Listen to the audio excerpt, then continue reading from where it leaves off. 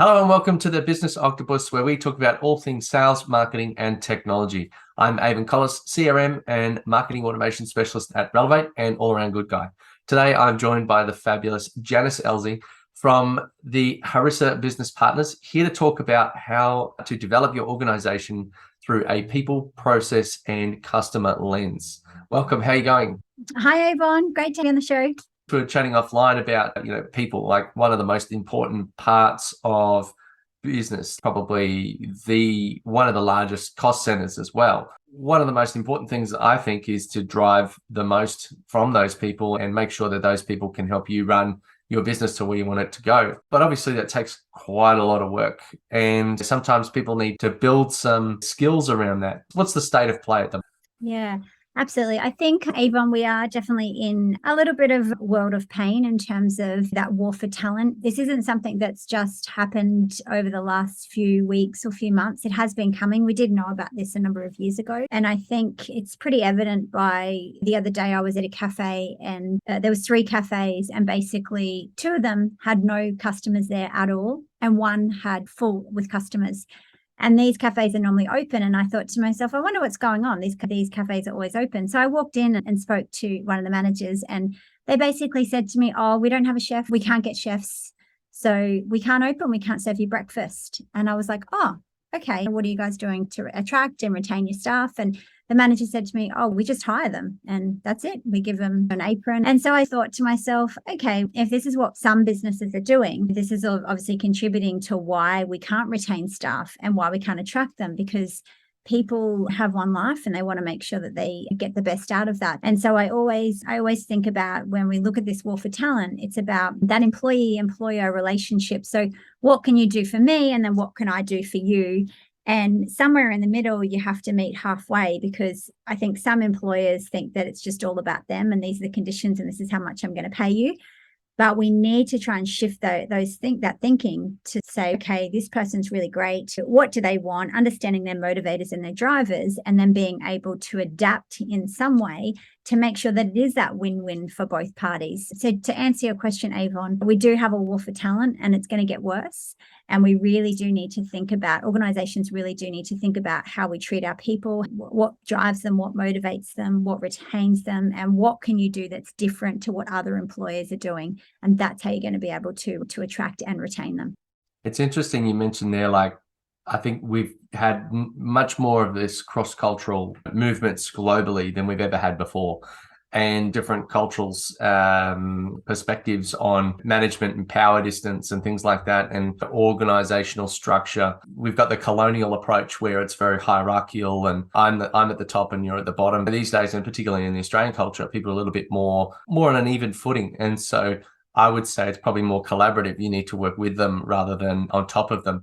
And I think a lot of times people don't get that. They go, I should hire them. They should just work for me. And they haven't spent time building a relationship with them. They haven't spent time showing them what's actually required, what your expectations is, why they're doing it is probably one of the most important things. And then how to get there, like checking at the end to make sure they've done it right. And if they've got it wrong, it's not give them a abrasive feedback. It's, all right, this could have been this way and that, and this is why you need to do it that way. I think leadership is a huge part that's missing in this. But I guess there's probably some habits, some things that you do every day that would drive a good culture and some good organizational performance. Absolutely. What are some of those? I think before we go into the habits, Avon, I just want to quickly raise one thing. A number of years ago, I did some work with a lady called Kim Serling-Smith.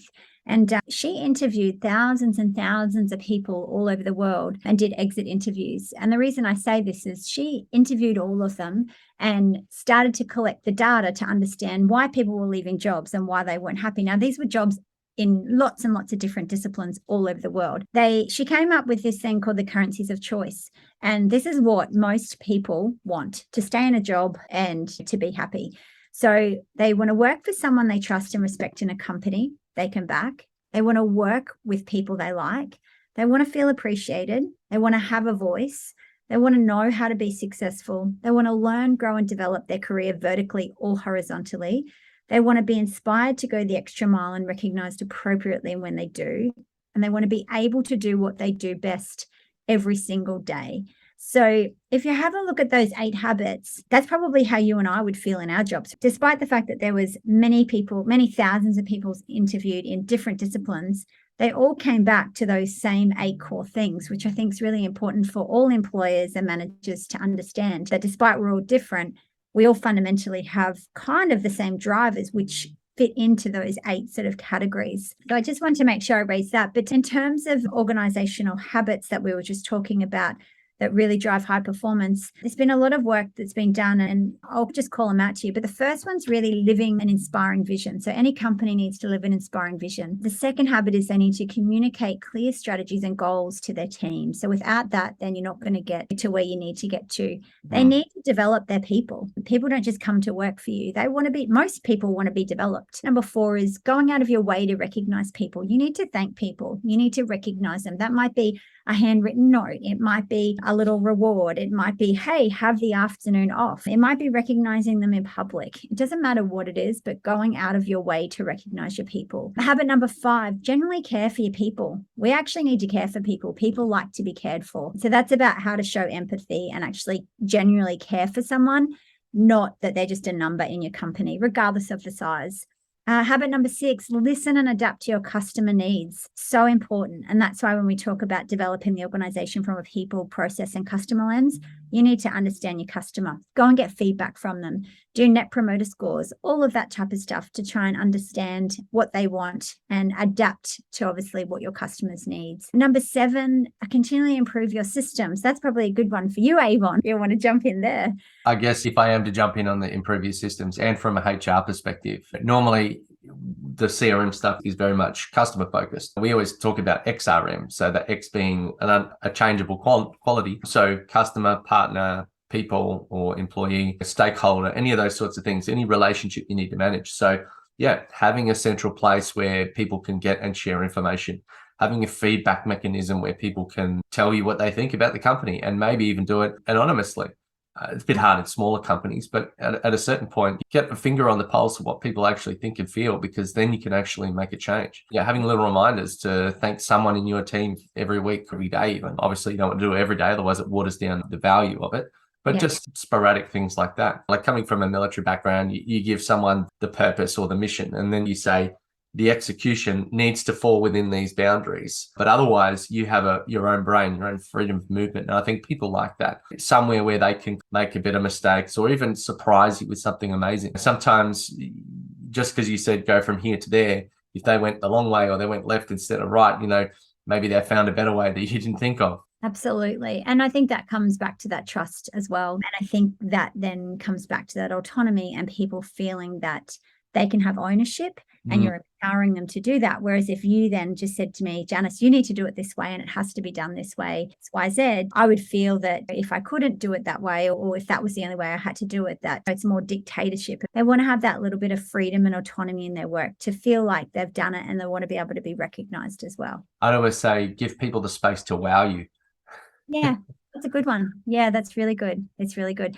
But unfortunately, Avon, a lot of leaders these days from some of the businesses that I've worked with, they will micromanage. I've always been in corporate roles, reporting into CEOs for a long time, and even just watching some of the ways that they lead and manage as well. It's really interesting. And I think it's really important to understand that every person in your organization is different. They've all got different motivators and different drivers. And it's your job as a leader to understand what they are and then how to get the best out of them. If you don't understand them, it's not a one size fits all. If I've got a team of 10, I can't treat every single one of them exactly the same way because they're all different. And I think the quicker leaders start to understand that, the better organizations are going to start to perform and the more you're going to get out of your people moving forward. Well, on that, it seems that if you're in one of those very hierarchical management positions where you're being micromanaged, I can't imagine that's a very fun environment. And right now, where we've got the war for talent, everybody, I think we were talking before about Microsoft is saying there's a 5 million shortage of developers, like software developers in 2025 or by 2025. And companies like Ernst Young and Accenture and Deloitte are all poaching these developers from each other, offering double pay. But of course, if you're going to pay someone that much money, presumably, maybe less so in one of those large corporates where they've got a bit of money to spare. but they'd be writing them pretty hard for the results and for the turnout and trying to get a good return on their dollars. Oh, absolutely. That can't be a fun environment. No, absolutely. And for me, from my perspective, what I think that we should be doing is how do we start to build the right talent pipeline? How do we start to build succession planning and all of those types of things, or look at all the workforce planning strategies for that particular company to understand what we need, where we're going to get them from, and how we're going to start to train and develop and upskill more of those juniors to get to where they need to get to instead of just poaching staff. That can work to an extent, but at the end of the day, if someone then offers you a better deal somewhere else for more money or better conditions or better rewards or whatever it may be, then you're back to square one. So it's almost just it just goes round and round. I really like that you said the talent pipeline. I think everything in business is a pipeline. And if people go, it's just a set, and then if I put it in, I can forget about it. But everything has a life cycle. Everything has to be nurtured, developed, and growth, and it will end. That client will eventually stop needing your services. That employee is eventually going to either retire or decide they don't want to work there anymore, or get a better offer, or personally have some change that makes them not able to work. In business, there's a lot going on. You're trying to remember everything that's happening. So you don't want to try and have to maintain more stuff. You want to set it and forget it as much as possible. But I think if anything that cannot be set and forget, and that is the people side. Absolutely. And I think probably just in closing, numbers are great. And obviously we need numbers to drive businesses. So I'm not saying by any shape or form that it's not important, but I always tell the CEOs that I've worked with in the past, you get your numbers through your people. So stop focusing as much on the numbers and focus more on the people. You focus more on the people, you're going to get the numbers, because you're going to get a discretionary and indiscretionary effort from your people versus just they're coming to work to do the job, to get the paycheck every day or every month or week or whatever, and then leave. I don't stress enough. You develop your people and you look after your people and you invest in your people, then they will invest in you and the numbers will come. Yeah, you definitely don't want employees doing the BFM, the bare something minimum. No, totally agree. Awesome. Well, it's been absolutely great having you on the show. Thank you very much for sharing your amazing experience and expertise. And if you're listening, you want to find out more about how to develop your organization through people, process, and customer lens, you can check out Janice on the website at harissabp.com.au. And as always, that link and her LinkedIn URL will be in the episode comments. Thank you very much for listening to the podcast. If you have any questions or you'd like to be on the show, you can check out relevate.com.au and fill out the contact form. Otherwise, thank you for listening and take care. That's the cut.